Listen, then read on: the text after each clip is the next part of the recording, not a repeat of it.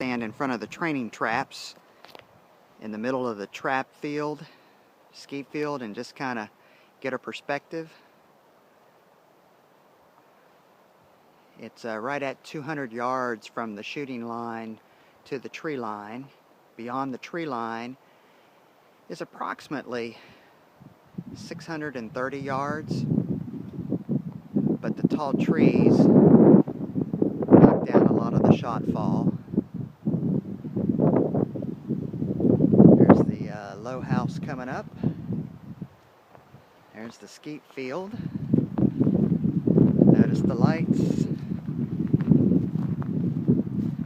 coming around. There's the high house, and we kind of come back.